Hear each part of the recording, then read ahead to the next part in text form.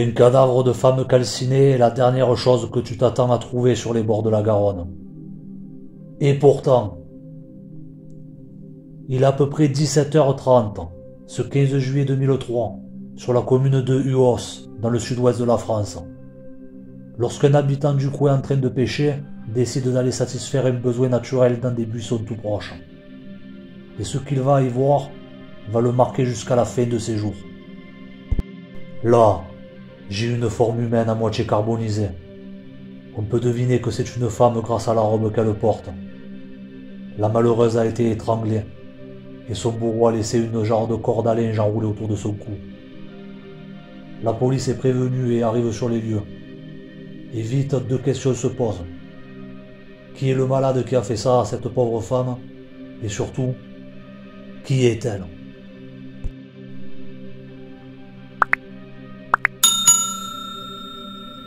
Salut les serial likers, bienvenue sur Infocrime. Bon, vous l'avez compris, on a une Jane Doe sur les bras.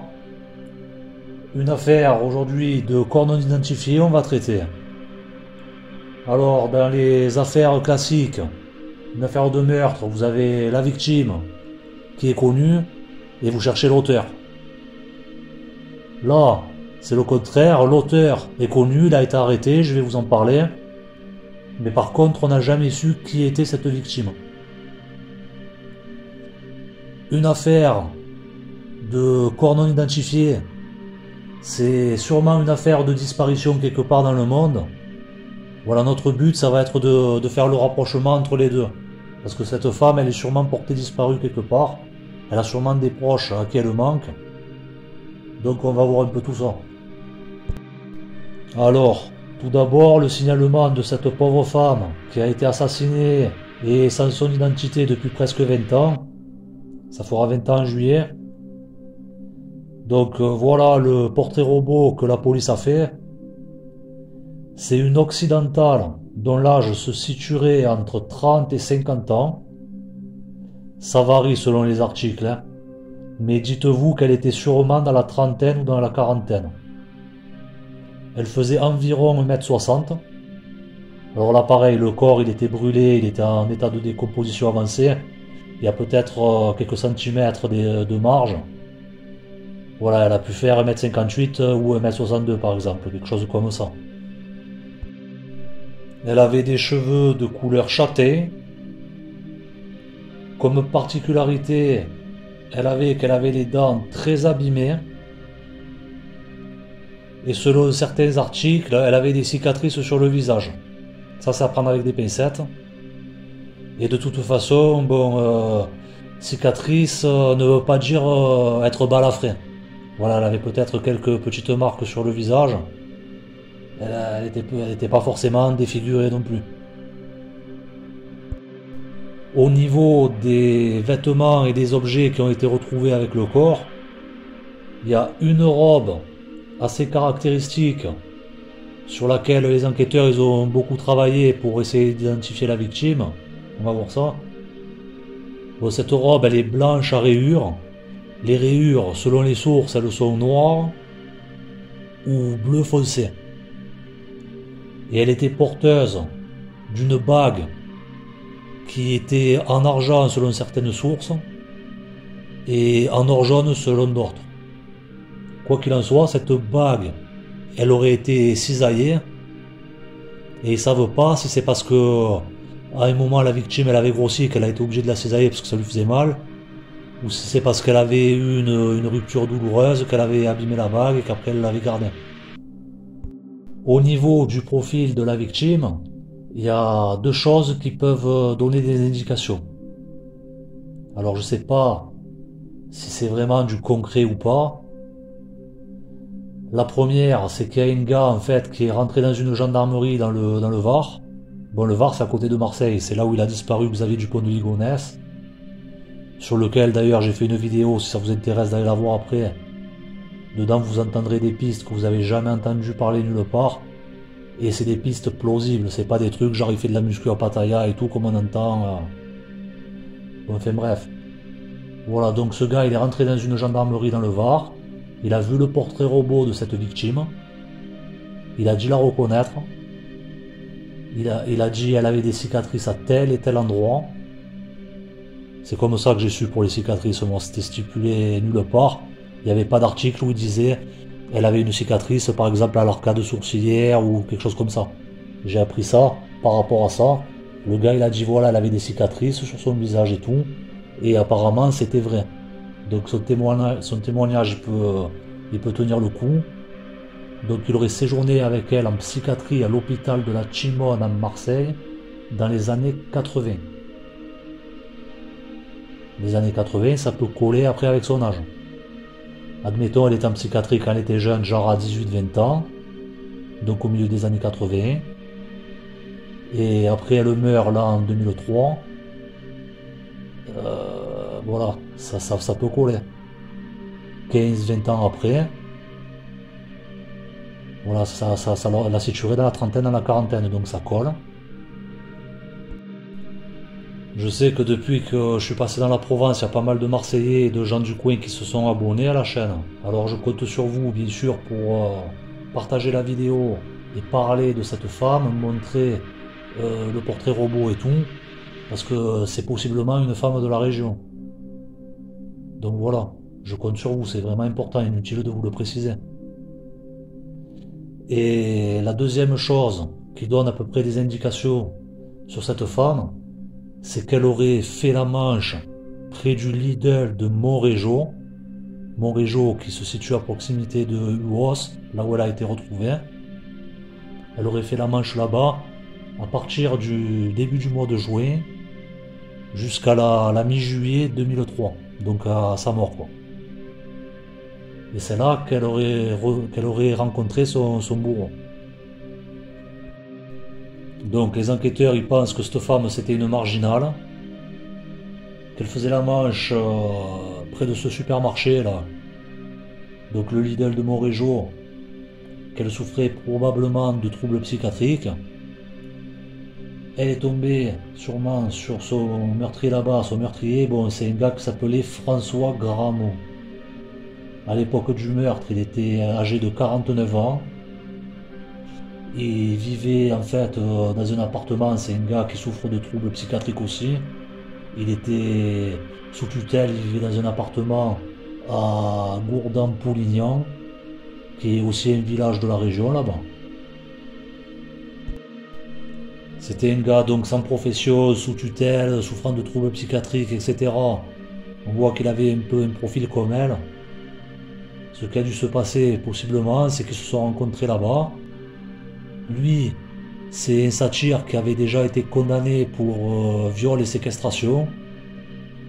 La victime, elle a été retrouvée dénudée en partie et les jambes écartées.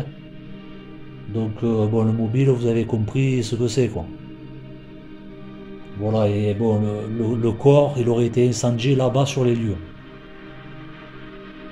Après, c'est pas précisé où elle a été tuée ni rien, mais peut-être que tout s'est passé là-bas, qu'il l'a amené là-bas au bord de la Garonne, qu'il a abusé, qu'il a tué malheureusement. Et qu'après, il a essayé de faire disparaître des traces en brûlant le corps. Seulement, il s'est complètement loupé. On va le voir après, quand on va parler de l'enquête qu'il y a eu. Quoi qu'il en soit, ce gars-là, François Gramont, j'espère que c'est un homonyme, mais j'ai un mec qui s'appelle François Gramont, qui est mort là-bas dans la région en 2009. Depuis qu'il avait été arrêté, il n'y avait pas de nouvelles, de procès, de quoi que ce soit. Donc c'est possiblement lui. Si c'est lui, ce serait vraiment dommage parce que l'action publique, elle s'éteint avec la mort de l'auteur. Alors, c'est pas dit qu'ils essayent encore de l'identifier, les enquêteurs, là, cette femme-là. Je sais pas, hein. Ça, c'est... Je présume que c'est ça, mais bon. Parce que... ce gars-là, il serait mort, le François Gramont, dont je vous parle, il serait mort en décembre 2009. Et c'est vrai qu'il n'y a plus d'articles le concernant, ou concernant la victime non identifiée, après 2009 aussi. Donc bon, c'est peut-être le hasard, mais on ne sait pas. Enfin bref. Voyons comment il a été identifié ce bonhomme, voir un peu ce qu'ils ont fait les enquêteurs lors de l'enquête, tout ça. Alors bien sûr, quand ils ont trouvé le corps, ils ont fait du porte-à-porte. Il y avait un camp de gitans à proximité immédiate. Ils ont pensé que ça était peut-être une des gitanes. Il y en avait une qui était disparue, mais après ils l'ont retrouvée en Auvergne. Il y avait aussi un gros chantier sur l'autoroute à proximité. Il y a 80 personnes du chantier qui ont été contrôlées, qui ont été entendues, tout ça. Ils ont contacté des responsables des fêtes locales pour savoir s'il n'y avait pas eu des problèmes. Sûrement pour savoir s'il n'y avait pas eu des gars qui avaient essayé de commettre des agressions sexuelles ou quoi. Ils ont fait des investigations sur le fichier des personnes incarcérées pour voir s'il n'y avait pas un gars qui était en prison et qui à l'époque était libre et se trouvait à côté de UOS. Il y avait 25 000 téléphones qui étaient passés dans le secteur entre le 7 et le 9 juillet, parce que le corps il a été retrouvé le 15 juillet. Mais comme je vous ai dit, il était déjà en état de décomposition avancée. Et en regardant les larves qu'ils ont trouvées sur le cadavre, ils ont daté la mort à peu près au 8. Donc voilà, là ils ont regardé, ils ont investigué des téléphones, il y en avait plus de 25 000. Des gars qui passaient dans le coin, etc. Ils ont fait des investigations par rapport à ça. Par rapport à 400 cartes bleues qui ont été utilisées dans le coin aussi. Donc vous imaginez, c'est des trucs, des enquêtes colossales qu'ils font. Ils ont même eu des images satellites du 11 juillet qui étaient cachées par les nuages, mais bon, ils ont dû vouloir voir un peu qui c'est qui était dans le coin, à quel endroit, etc. Et après, ils ont fait bien sûr le tour des satyres du coin, des délinquants sexuels de la région. Parmi eux, ils en ont retenu 4 en particulier. Et il y avait sûrement Gramont parmi eux. Alors Gramont, ils l'ont investigué, il a nié. Eux, ils avaient de forts soupçons sur lui, mais ils avaient rien pour le coincer.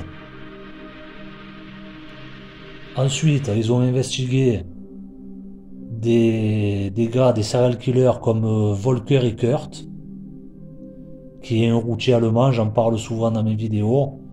Allez voir sur la chaîne si ça vous intéresse après.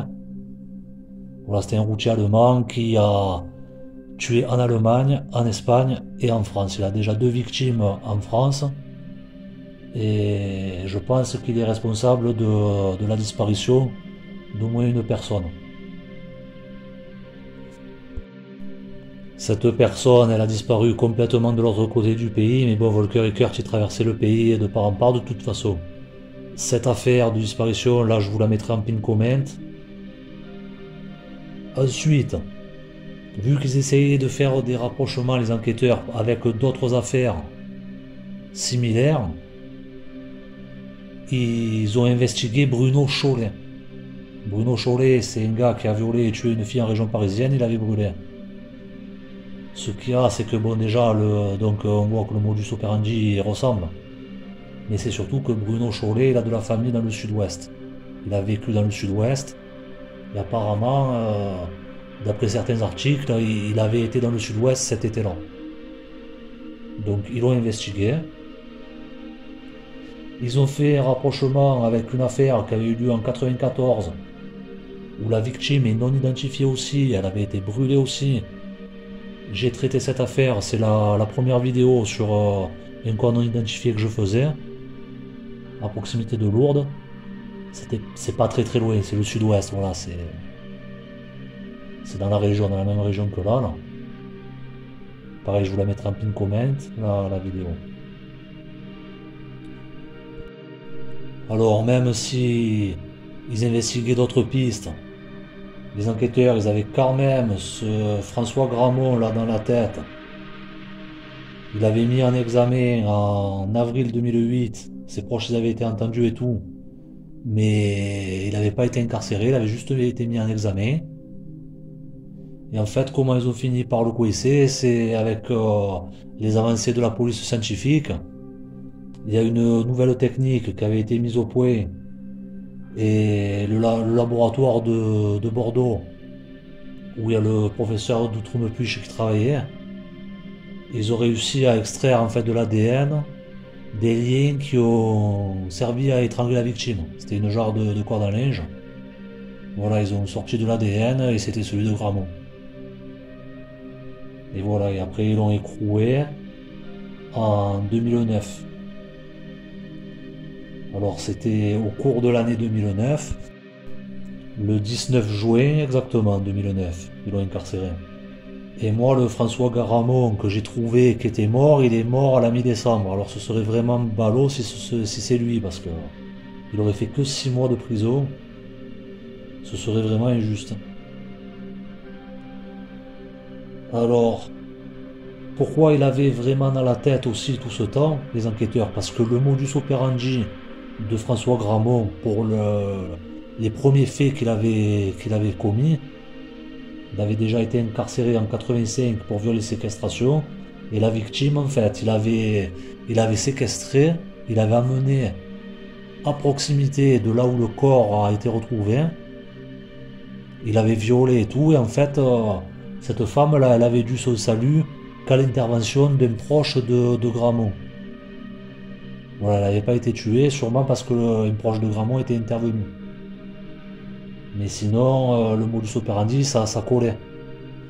Voilà, il l'avait enlevé, il l'avait amené près de la rivière, etc. Donc les enquêteurs, voilà, ils se doutaient, ils avaient des doutes sur lui, quoi. Heureusement qu'il y a eu l'avancée de la police scientifique qui a permis de le coincer. Alors voyons maintenant les recherches qui ont été faites pour essayer d'identifier cette victime. Au passage, je pense, est-ce qu'il était libre en 94, Gramont? Parce que d'accord, il prend 15 ans en 85. Avec les remises de peine, etc., en général, ils font 2 tiers de la peine. Donc ça ferait à peu près 10 ans. Mais on sait que pour les agresseurs sexuels, etc., ils ont le chic pour les laisser sortir plus tôt. Alors s'il était libre en 94, c'est pas dit que ce soit pas lui qui ait fait le coup pour la non identifiée de Lourdes aussi. Parce que bon, c'est la région, c'est le même modus operandi, tout ça, c'est pas anodin. Je sais pas ce que vous en pensez, vous. N'hésitez pas à me dire, à me donner vos avis, vos hypothèses. Mais franchement, c'est pas anodin, quoi. Alors, les investigations qu'ils ont fait pour essayer d'identifier la victime. Alors, ils ont passé des appels à témoins dans la presse. Malheureusement, apparemment, c'était que régional parce que j'ai trouvé, voilà, la plupart des articles, c'était des articles de la Dépêche, donc un journal régional. Il y avait 2 autres articles comme ça, vite fait, mais c'était pas des appels à témoins, c'était juste pour relater ce qui s'était passé. Il n'y avait pas le portrait robot diffusé ni rien. Voilà, donc appel à témoins plutôt régional. Ils ont essayé de voir si c'était pas une prostituée. Alors ils ont fait des investigations jusqu'à Nice, jusqu'à Bordeaux, Toulouse, etc.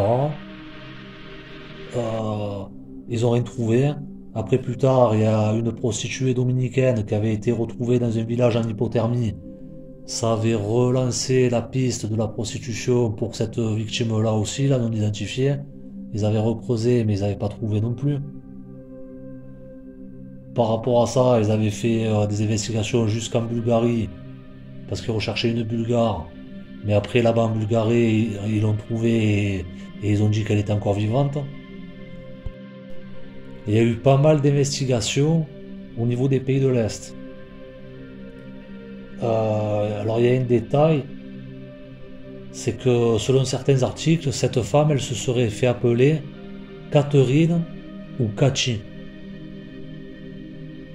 C'est pas des noms des pays de l'Est.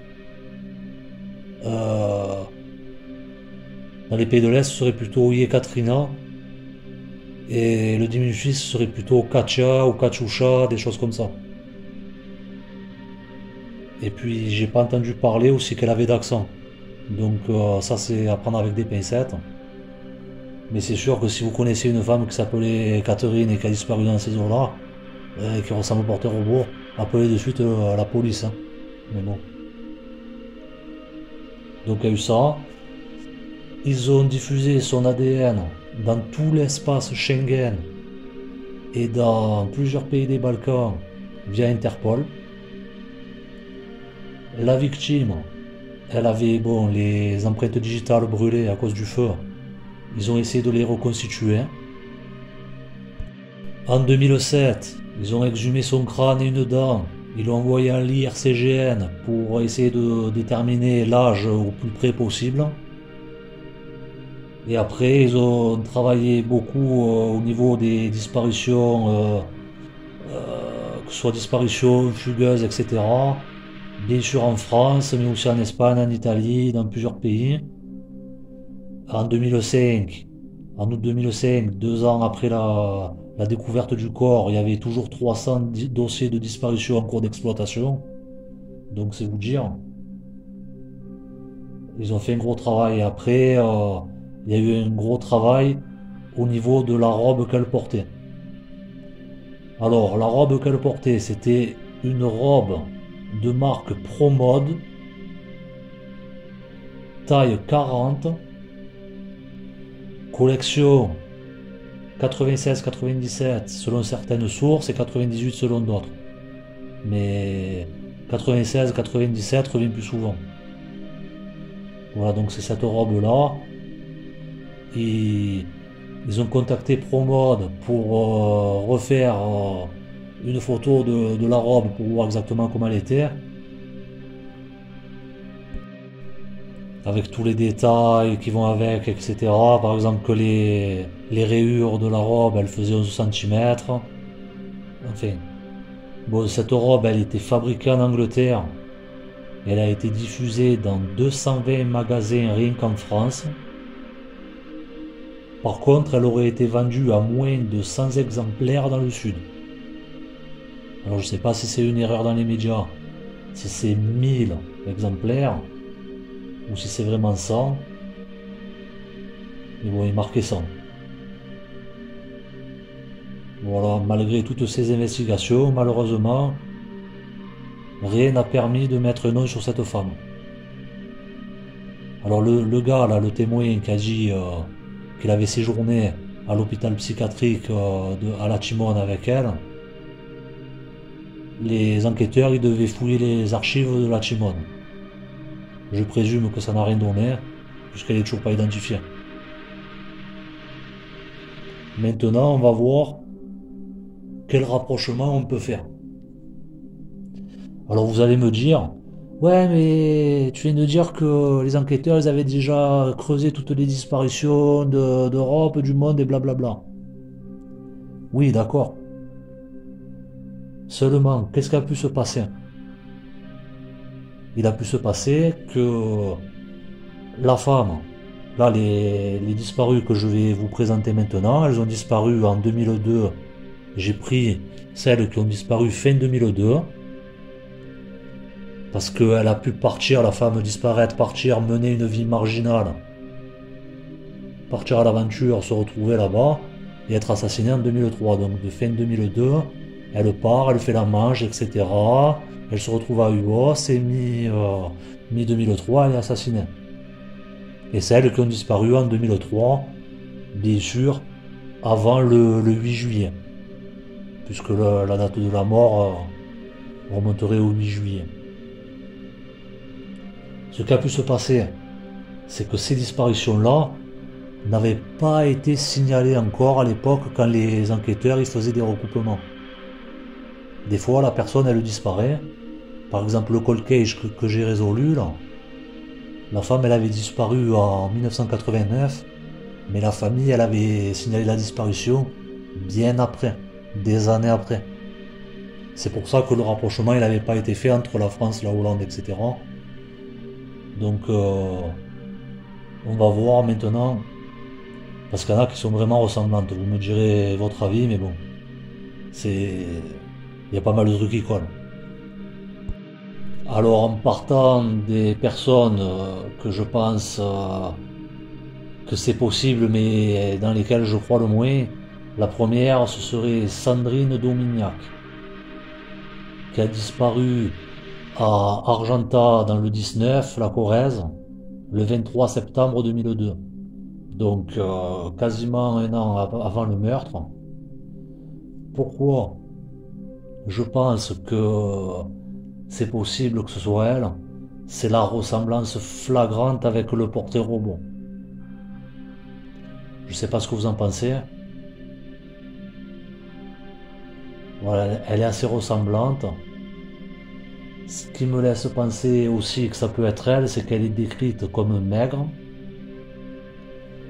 Euh, et on a vu que la Jane Doe, elle avait une bague qui avait été cisaillée.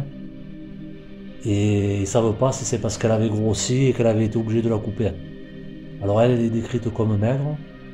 Est-ce qu'elle est partie que pour X raison elle a pris du poids et qu'elle a été obligée de couper la bague? C'est possible. La Jane Doe, elle est décrite comme dépressive. Ça, j'ai pas d'informations sur le profil de Sandrine Dominiac. Ce qui me met un doute, que j'y crois pas trop, c'est qu'elle a 27 ans. Certes, ça se rapproche de l'âge estimé. Mais bon. Et puis, je vois pas ses dents. On sait que la Jane Doe, elle a des dents abîmées. Là, j'ai pas de photo autre que celle-là. Et là, on voit pas les dents. Par contre, elle fait 1m60, elle a les cheveux châtés. Donc, voilà. Et après, l'autre, c'est Florence Bloise, sur laquelle j'ai fait une vidéo, déjà, si vous voulez découvrir cette affaire. Elle a disparu le 1er février 2003 en région parisienne. Elle fait partie d'une liste d'affaires non élucidées dans lesquelles les fournirais sont investigués. J'ai traité toutes les affaires de cette liste, elles sont sur la chaîne si ça vous intéresse.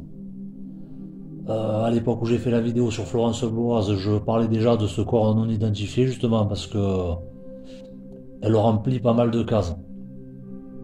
J'ai pas eu de source sûre concernant sa taille. Et la source que j'avais eue c'était 1m65, donc c'est 5 cm de plus que ce qu'ils ont annoncé pour le corps. Mais comme je vous ai dit, il y a une marge, surtout que le corps il était pas entier. Enfin, il était entier, mais il était décomposé. Et il était brûlé. Quand les corps ils brûlent, il peut y avoir un rétrécissement. Donc ça, elle a les cheveux châtés, elle ressemble plus ou moins au portrait robot. Elle a les dents abîmées, comme vous pouvez le voir. Et surtout, c'est une disparition où elle quitte le domicile volontairement. Donc, elle a pu partir.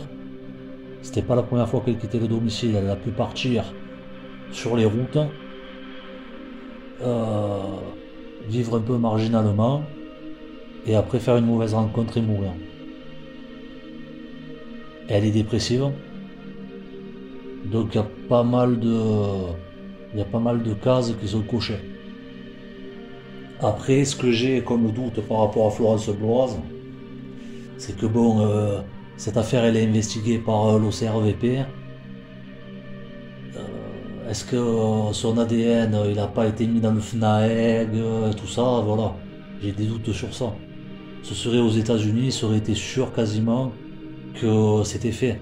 Mais en France, tout ça, c'est pas automatique. Voilà, il y a des fois où ils le font, il y a des fois où ils le font pas. C'est aléatoire. Donc, j'ai un gros doute vraiment sur Florence Bloise. Après, j'ai pas plus, je peux pas aller plus loin. Mais j'ai vraiment un gros doute sur Florence Bloise. Après, bon, c'est... Dites-moi ce que vous en pensez, vous, en commentaire. Voilà, moi je vous ai dit tout ce que je savais à propos de cette affaire. Est-ce que les enquêteurs, ils ont enquêté au niveau des sectes, au niveau des trucs Emmaüs, au niveau des trucs du Resto du Cœur, tout ça, j'en sais rien. Peut-être que la solution elle vient de là. Si vous avez travaillé par exemple dans des trucs bénévoles comme le Resto du Cœur, des maraudes ou quoi, qui, qui travaillent auprès des marginaux, etc. dans ces années-là, est-ce que ça vous dit quelque chose cette femme?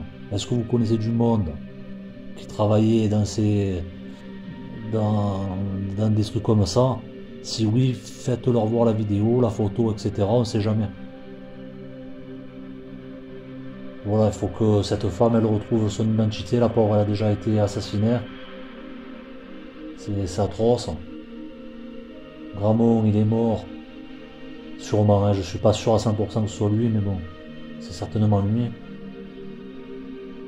Est-ce que c'était un serial killer? Possible, parce qu'il y a deux affaires vraiment similaires dans la même région. Il avait déjà été condamné pour des faits d'agression sexuelle, etc. C'est beaucoup de questions sans réponse. C'est vraiment dommage. J'espère qu'un jour on aura la clé de l'énigme. Vous avez remarqué qu'à la télé, il n'y a pas de documentaire, ni de podcast ou quoi, sur les radios ou quoi, qui traitent de corps non élucidés. Et ça, c'est vraiment dommage. Alors des fois, ces émissions sur Facebook et tout, ils vous demandent quelles affaires vous voulez qu'on traite, etc. Proposez-leur de faire des affaires où les corps ne sont pas identifiés. Ça peut être très utile. Parce que déjà, une affaire de corps non identifié, vous élucidez deux affaires d'un coup. L'affaire du corps que vous identifiez, plus une affaire de disparition. Donc voilà, l'heure du crime, non élucidé, tout ça, toutes ces émissions là. Parlez-leur de corps non identifiés, etc., d'affaires comme ça, qu'ils en traitent. Voilà, parce qu'avant ça se faisait. Dans Témoin numéro 1, tout ça, ils parlaient d'affaires comme ça. Et maintenant ça se fait plus, c'est vraiment dommage. D'ailleurs, en parlant de ça, pour les nouveaux abonnés, pour ceux qui arrivent là sur la chaîne récemment, il y a une affaire qui me tient vraiment à cœur, que je voudrais vous faire découvrir. C'est aussi une affaire où la victime est non identifiée. Par contre là, c'est encore plus atroce, parce qu'elle a été brûlée vive, et en plus c'est un bébé. Ça s'est passé en Corse, c'était une petite fille de quelques mois. Je vous laisse découvrir cette affaire. Vous allez la trouver là prochainement en end screen. Ce sera la vidéo qui sera à gauche. Une jarre de vierge qui pleure du sang sur le thumbnail, vous verrez. Et je vous la mettrai en plus en pin comment. Je compte sur vous pour la découvrir et pour la partager et tout. Il faut l'identifier cet enfant. Je vous remercie par avance de liker, partager, etc. de vous abonner. Et on croise les doigts pour que cette femme elle trouve son identité. Merci. Au revoir.